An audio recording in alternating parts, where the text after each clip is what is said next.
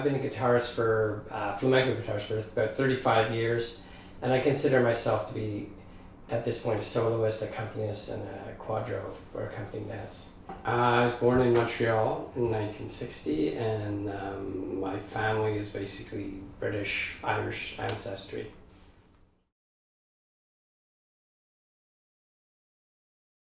I started as a teenager, was when I was about 14, and I got a guitar for Christmas and guitar lessons. I used to go to the shopping center every Saturday and do group guitar lessons. I had a nylon string guitar, and then the next year I got a steel string guitar, and the year after that I got a electric guitar, a 72 Telecaster, and an amplifier, and I started playing. By the time I was like, I guess almost 17, I was playing with a drummer and other bassists, and we were in a small punk band. We never really played anywhere, but it was more like a garage band.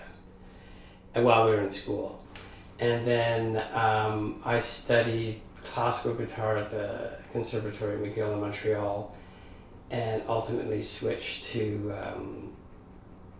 playing classical guitar, and then eventually flamenco guitar.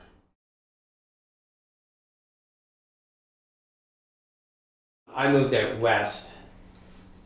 I moved to Jasper, Alberta, and I was working summers, and I had winters off because it was a summer job. And I always played guitar. I never not played guitar, but that time I was playing classical guitar. I studied at the McGill Conservatory.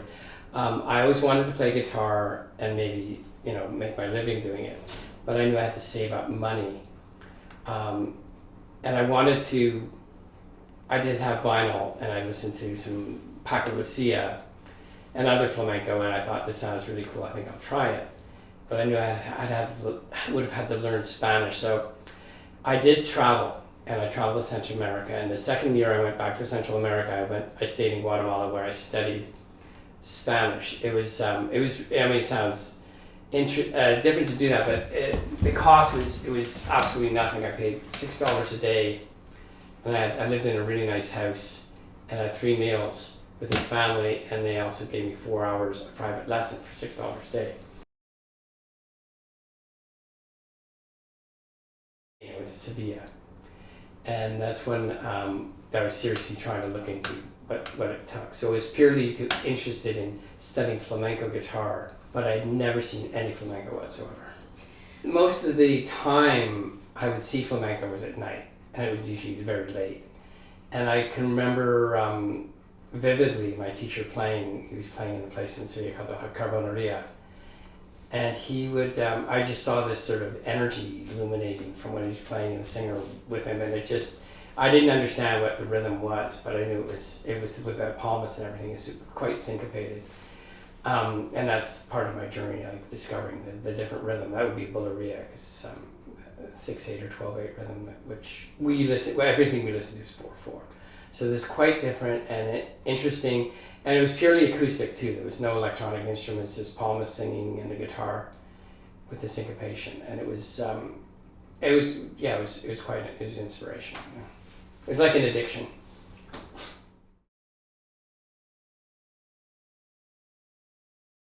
And I did meet a teacher, Carlos Heredia.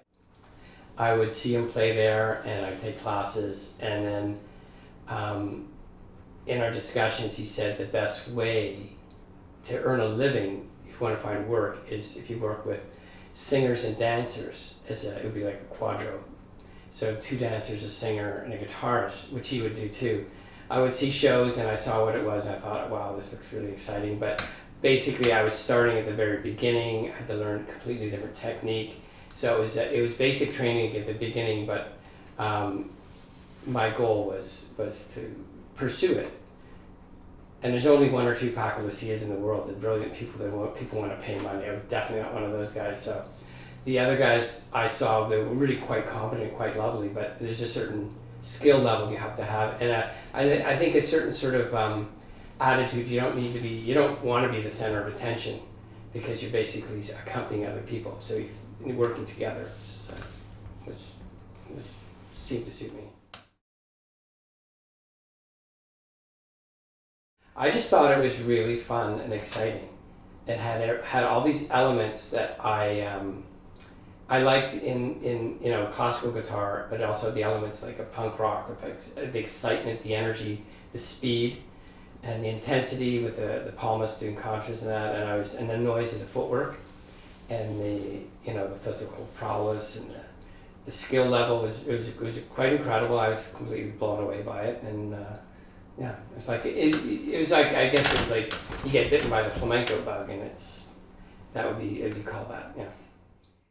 I think I definitely feel like it's part of me now, depending who you listen to. I listen to mostly very modern players now, but I just see the level of commitment when I hear someone play, and I see someone play, and if they're good, I can acknowledge that this guy's taking serious study time, serious effort. They know how to practice hard and focus, and I respect the amount of energy and dedication going into it, because it's not always easy.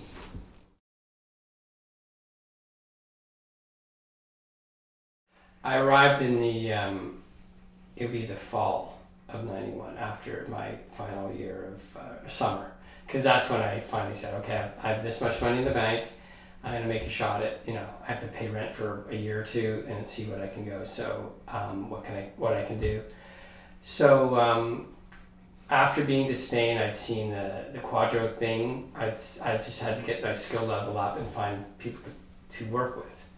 I did see some local shows here. I didn't know anyone. I saw there was Gary and Victor playing. There was Jose singing and Oscar singing. Oscar teaching dance, Rosario. Those guys had their own thing. They would do one-off theater shows here and there, or even in restaurants. I've seen them.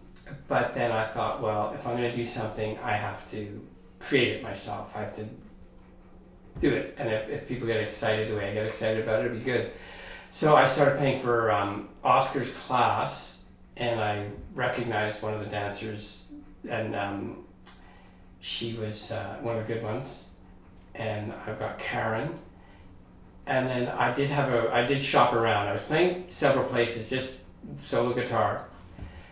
But I recognized that, okay, if I really want to get people in here, just like Spain, you're going to have to get the dancer in. So I was playing at the Kino. I had Sunday nights there in the summer. And I guess it was '92. The first time I played there was July 3rd.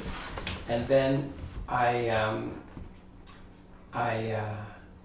no, that was '94. So, because I was playing for classes, I was working around Vancouver for a while. And '94, July 3rd is my first gig there. I played there as a soloist about 5 Sundays. And then there was, all this time I was looking at the dancer, and we were doing little things on our own, not necessarily there, playing for class recitals. Then Lolo showed up. He was a gypsy. I knew right away looking at him, like he was looking at me, and he automatically seemed mean or something like that, but he was really friendly, and he said, we talked, and he said he wanted to try singing because he's from Spain, we do flamenco, so we started. So the next 2 Sundays after that, we practiced a lot and got some repertoire, and that went over even bigger. And then I had the dancer in, so I think by September we had the dancer in there.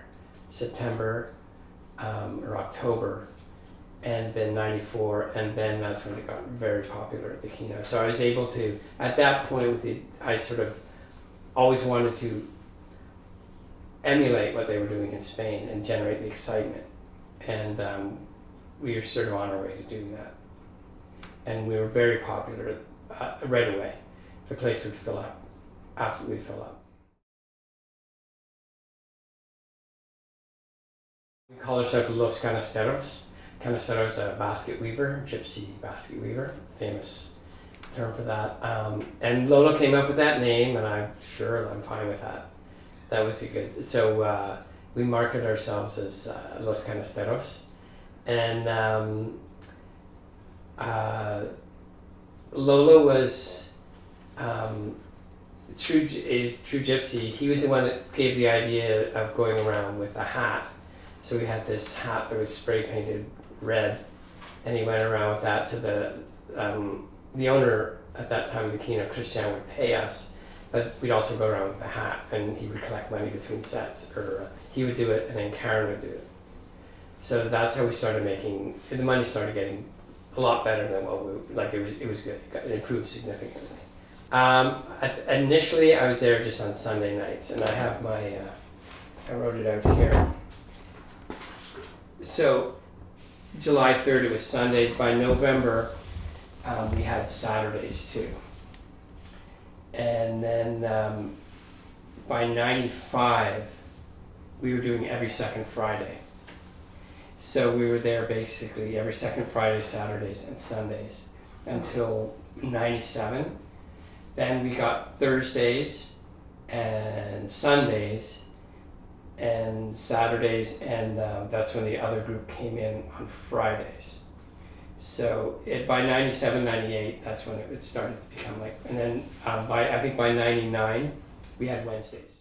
Cuando el sol aparece, la luna se va.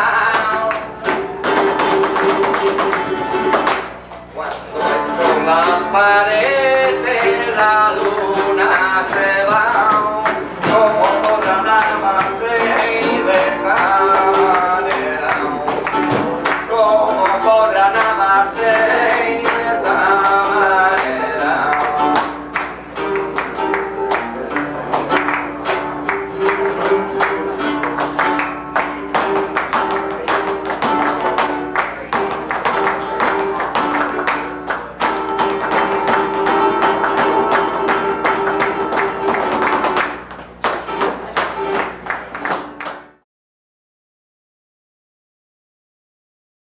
The Kino Cafe at that time was the only place, in fact it was when we started on the Sundays, the only place in Canada where you could see regular flamenco shows weekly. And it slowly expanded till 5 nights a week by 1999. It was 5 nights a week. And some places you'd say you'd have to go to Spain or Tokyo where you'd find 5 nights of flamenco. The groups I worked with, there was first Los Canasteros, and that would be Lolo, Karen, and I. And we would have guests with us. We had Susanna Francis, Robert Benaroya, and then we had Kaylin Chalahan joined us, Palma Bjarnson. Then it started to open up, just like we were that group. The group sort of faded because Lolo, it's complicated, but he had to travel and leave. That's when Jose came in later on to take his place, Flamenco Vivo. Mm-hmm. And then I formed other names, like with Luis it was Poema Flamenco, but mostly the generic name was Flamenco Vivo because it was with Jose or whoever was singing. I worked with Paco de Leon? He was there. I worked the whole winter with him. I was there 5 nights, a few winters, 5 nights a week there, like 98, 99. So it gave a lot of opportunity because we opened the door. Like I said, initially when I came to, I saw what was going on. It was a sort of exclusive group of people performing, and through Oscar and Rosario, they trained a lot of people that got quite a good level, but they didn't have regular performance opportunity. So they would, if I approached them or they approached me, if someone would fill in for someone else. We always had 2 dancers, sometimes 3, and I always sort of limited it down to the amount of people I could actually pay, because I like to pay people equally, so they have, they're doing all the work, they should get paid. There was a restaurant, which on one side was a cafe restaurant, the other side was billiard tables or pool tables and slot and pinball machines. Kids would go there. And then by the time we got through about maybe less than a year in, the owner decided to rip down the wall and just build a bigger stage on the other side, and we would perform there because we could fill up the room. So I guess a quick, Cassandra started working there in 1998. There's Karen Kathleen, Bonnie, Maria, Michelle, Leah Granger, Kate, Jolie Triana, Brill, just a few. Stephanie Pedraza was sang there, she started singing there. Paco de Leon was singing. Serena Farnaz was also singing there.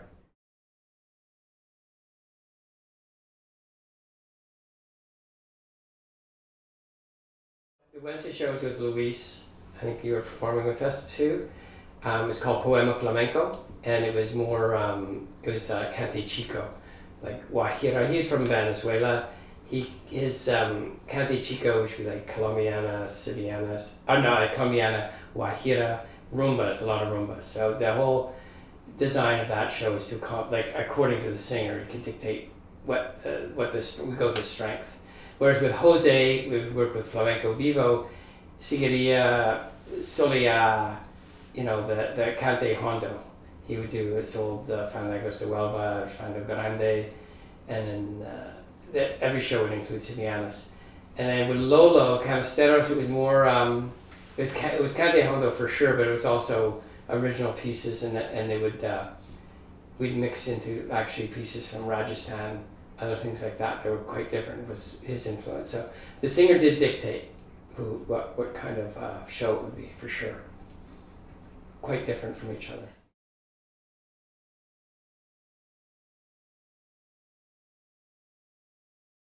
Well, like I said, Oscar was, I was playing for his classes, and he had a lot of students.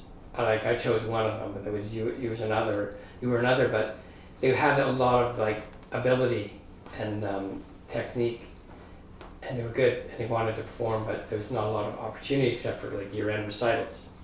So providing Kino was able to, with the money, and honestly, you have to pay, if you're gonna go around the basket, there's no way, everyone gets paid.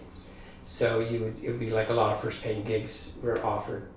I would offer to people because it was good to open it up to people who wanted to perform. Not everyone wants to perform or even perform in a restaurant setting like the Kino.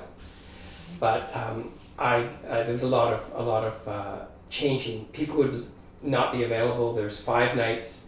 A lot of different people I performed with. Several. It was I guess it was the only place in town where you'd actually get an opportunity to perform and make money. Anything beyond that, it's up to the individual to, they could pursue their own thing. Some opened schools, some would, they moved away, but they, Visiting artists, when they would come to town too, often would show up. They knew about the Kino, they would show up. So I worked with like Antonio de Jerez or Sabas. Other people showed up. Christina Hall was there with the group, and she performed with her crew there. It was actually, it was becoming quite well known. We were in the Lonely Planet guide, and it was there, a really cool place to go to. And even when I was in Spain, I'd go to Spain, and sometime, I think it was 203 or something. I was actually recognized in the Carboneria. Someone recognized me they said, "Aren't you the guy who plays at that Kino in Vancouver?" So it was great. Getting that notoriety quite satisfying. It was good.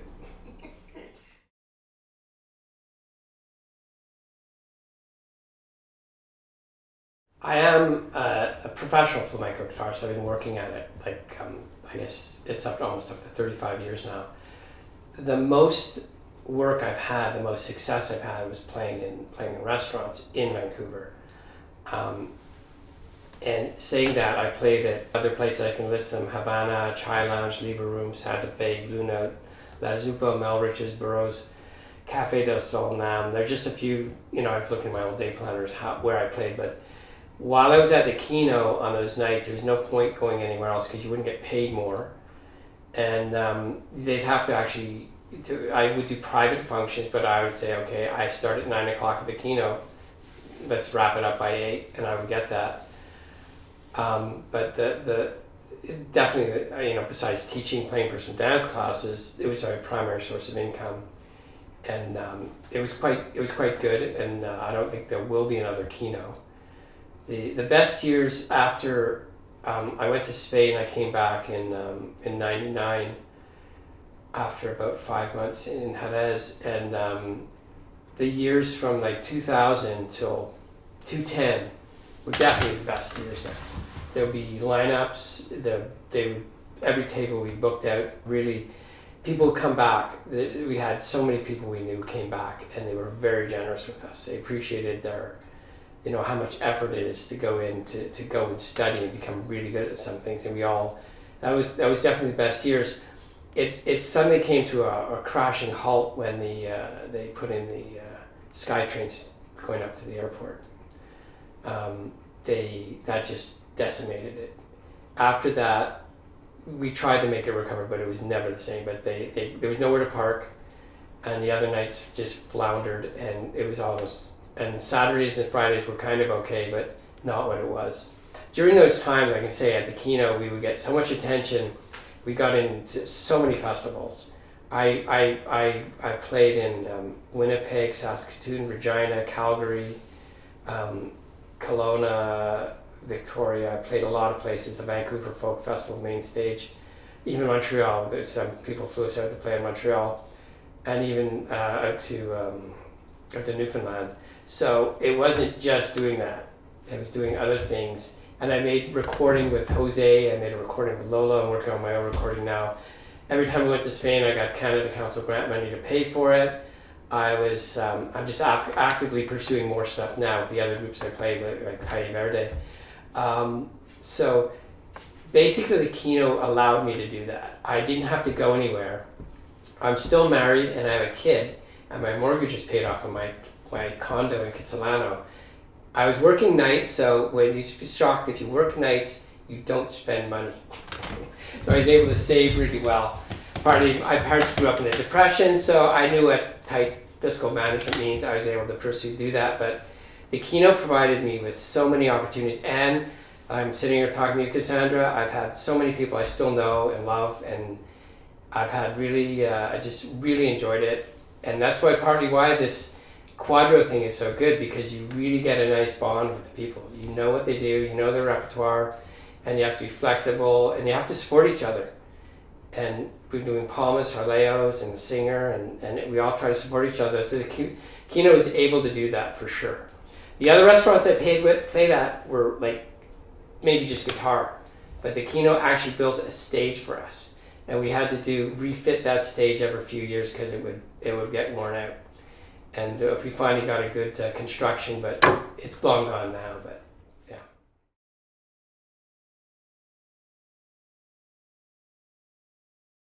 I would say the Kino was totally instrumental in us building repertoire, because it's not like at the very beginning we're ready.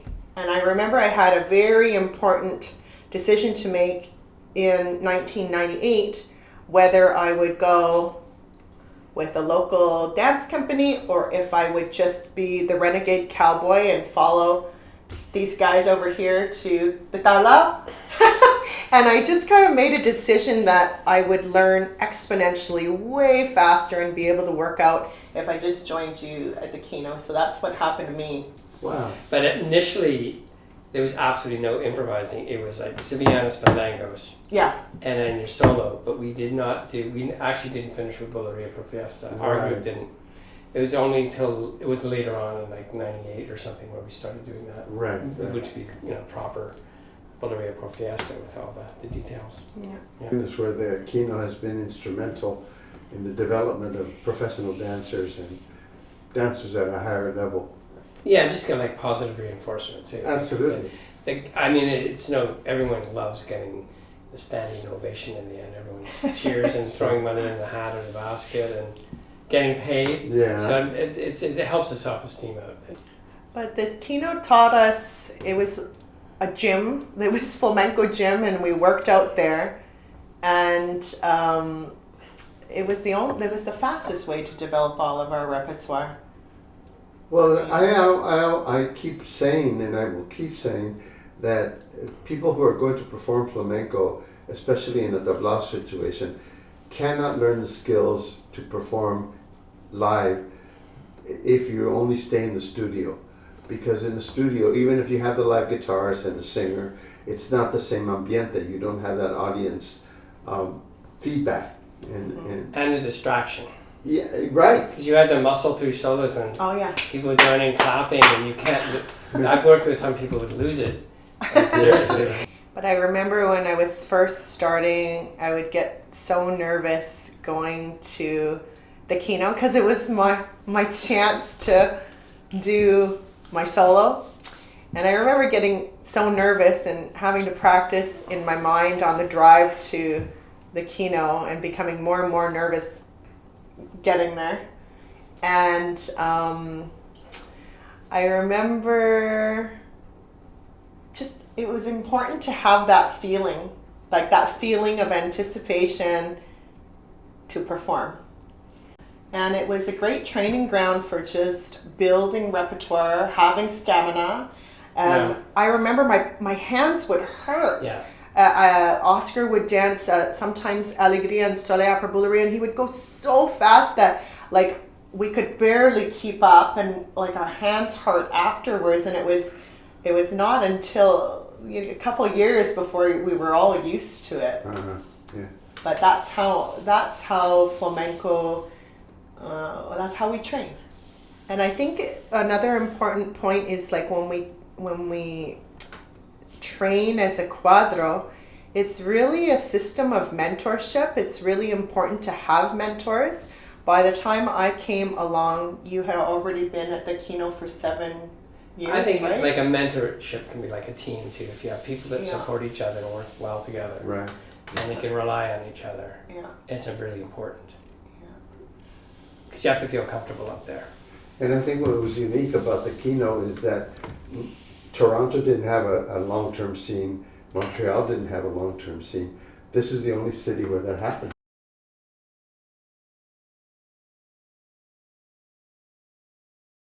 I kind of feel like it was Kino Cafe was a neutral, non-political place for everybody to gather.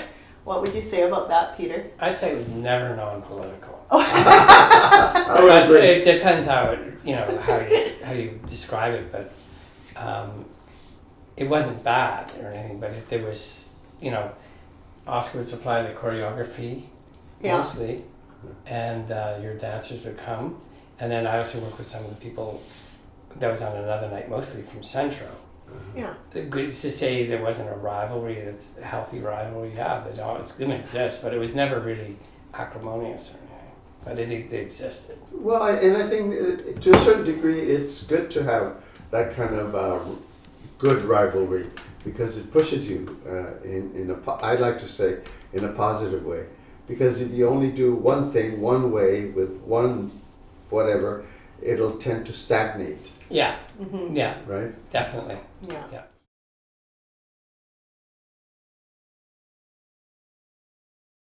So I'm this white guy playing flamenco. I get a lot of curiosity, and they don't necessarily mean it negatively, but it's hard after a while you get, okay, here comes that question. The worst thing happened to me was in the 1998 I played in the, with Los Canisters, I played at the, actually you had a few gigs on the main stage at the Folk Festival, Vancouver Folk Festival, and they came out and they took a picture of the three of us, the group that I personally feel like I motivated, I got started, right? Yeah. So they took a picture of Lolo, Karen, and I, and they came through the Georgia Strait. I came back to look at it, and they airbrushed me out of it.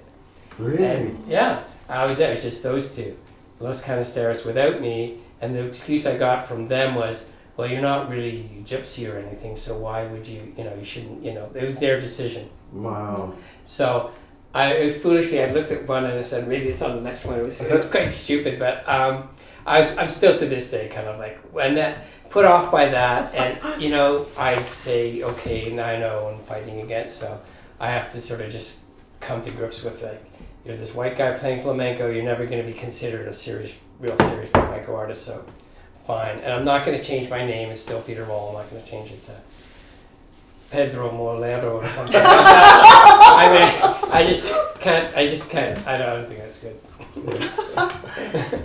And you, Cassandra, have you experienced any racism? Well, I've been so fortunate to have been, first of all, live in Vancouver, but also be surrounded by artists that were welcoming and tolerant straight out of the gate. You were the first person to ever pay me, Peter. In 1998, I did my first solo. Big mistake. The $2 bill. Expectation, yeah. But it was like, I think it was important to note because, you know, you did have that experience with the newspaper. So, I mean, you're always giving opportunities to all the dancers, and you're giving opportunities to Japanese Canadians, Chinese Canadians, and it would have been pretty avant-garde in 1998 to have us there. Well, you were just in the class, was, you know, Oscar's class, there was like the stars, you know, everybody, you'd see the whole dance class and everybody's looking at one of the dancers, that must be a good one.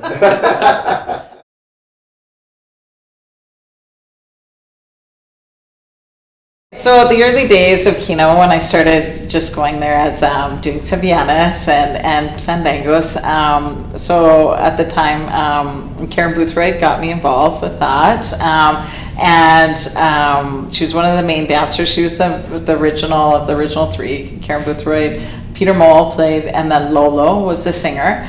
And so I was very green. This was very new, what we were doing at Kino Cafe. And the stage was very small. It was originally was at the window. I never danced when I was at the window, but I was at where it existed at the end. And it wasn't very big. It was like a riser. It was probably like 2 inches high. So I went one night, and Robert Benoroya was the other dancer, along with Karen Boothroyd and Lolo and Peter.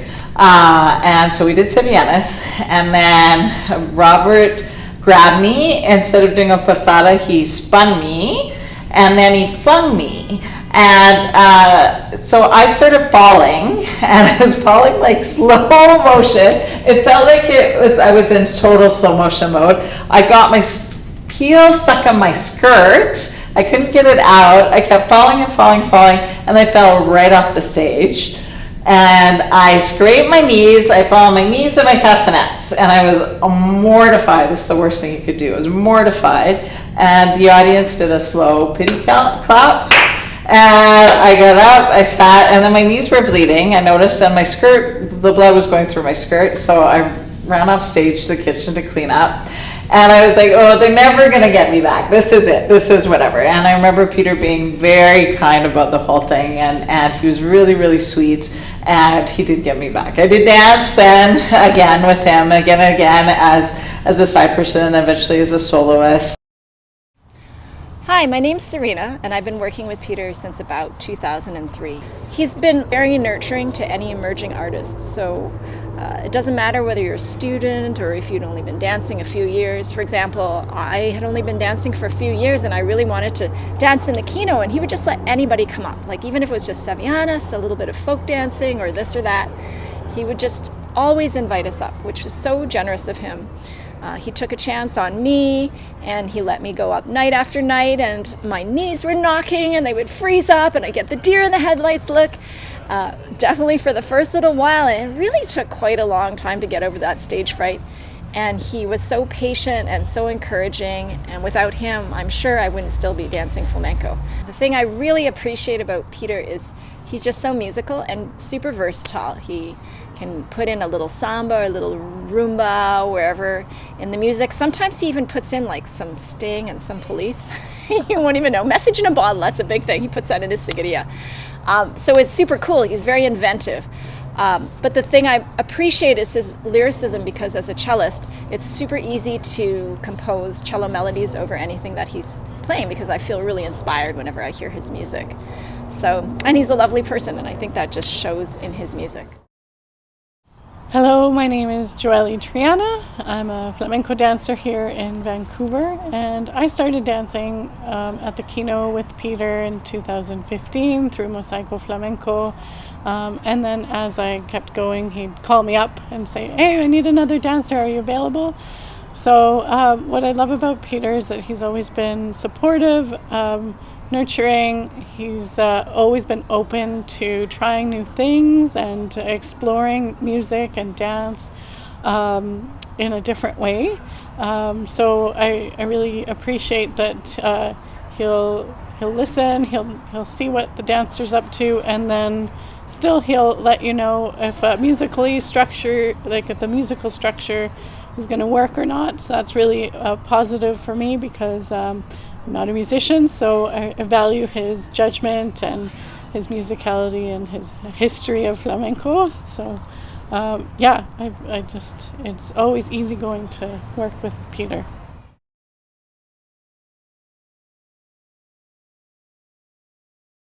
It belongs everywhere. It's a musical form, and depending on, if you happen to be on a ferry going across the island and you bring out your guitar and you play, and then there's some other people there and they want to join in, it belongs on the ferry. You can say, where does it belong? It belongs everywhere. Where do I like it? I like it in more intimate settings. I love theater shows. They're brilliant, especially in Spain, because they have proper floors. You can hear the footwork. Mm-hmm. Over here, it's not so good because the floors aren't good. The smaller the venue, like the Kino was good, it had a great floor, you could enter, it was close. So where would I prefer to play, where I get the best energy from? It would probably be the smaller venue with the nice floor, or a party Mm-hmm. and you hear something going on. If you're really buzzed, it doesn't matter what you're doing anyway at the party. Right? The best part is usually in the kitchen. That's but right. Whatever, it's a musical form, and it belongs where it can exist. You can't just limit it. Right? It's an international art form. Yeah.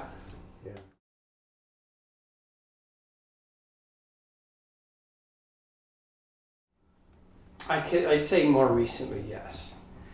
I always work hard at it, and I've been working particularly hard lately, and I'm recording a CD, but I'm finding that I'm sort of at the level where my technique has gotten to the point where I'm actually comfortable recording and coming up with my own ideas. Because I think that all the best artists in Spain, they record their own music. It's flamenco, but it's their own thing. The guitarist, the singer, just like the dancers, their new choreography.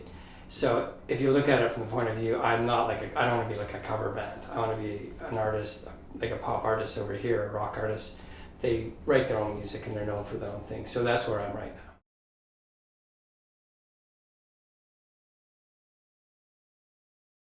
Just give yourself time.